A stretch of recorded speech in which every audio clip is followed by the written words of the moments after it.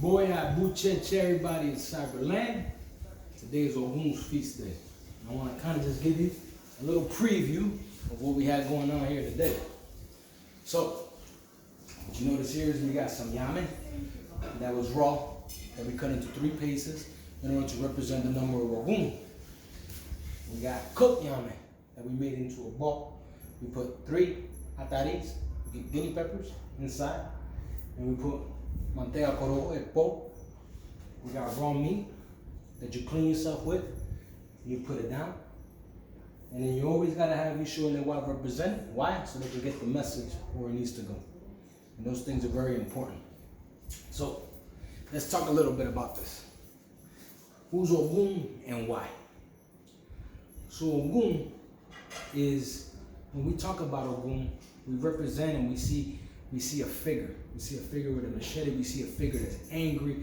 We call it a warrior. We call that energy strong. And the energy is strong. But we don't look at the peaceful side and the beautiful side of Ogun and the importance that Ogun has in the world. Some of the things that we need to remember when we talk about Ogun, okay, is that as human beings, we have blood. In our blood, we have iron. All right? When you get sick now in 2020, and it's serious enough where you have to have surgery, you have scalpels, you have knives, you got things that are gonna at the end of the day treat you and help you. So think about this in a second, third order effect.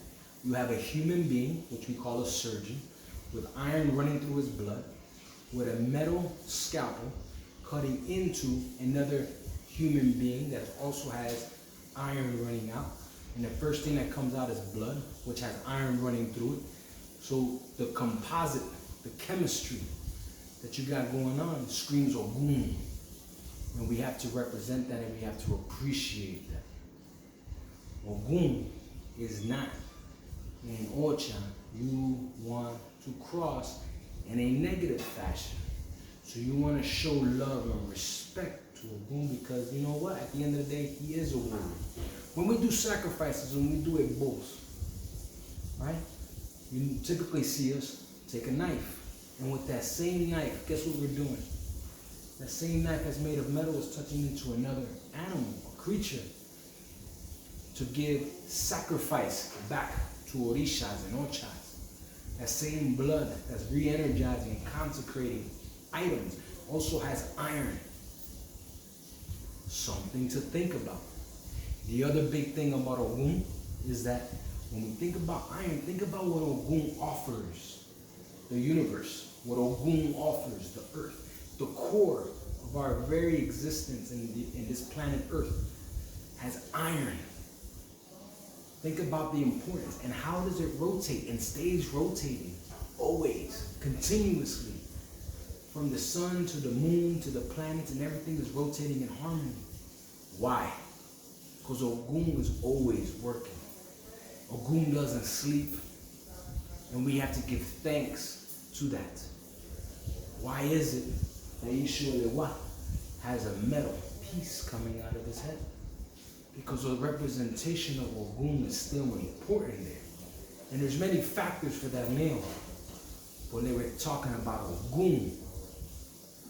So today, in Ogun's feast day, let's give thanks to Ogun, Ogun. Because without him, it will not be in existence. Without Olofi and Olodumare charging him with taking care of us, this world would be a lot different, don't you think? With that said, leave me a like, leave me a share. Ogun's feast day, don't forget it. Iburu Iboye Bucheche. Hit me up on email, laregla@gmail.com. That's la.regla.de.ifa@gmail.com. For all my spiritual people, remember, there's no such thing as bad. There's just bad people that do bad things. And remember that. Ogun was beautiful. Ache.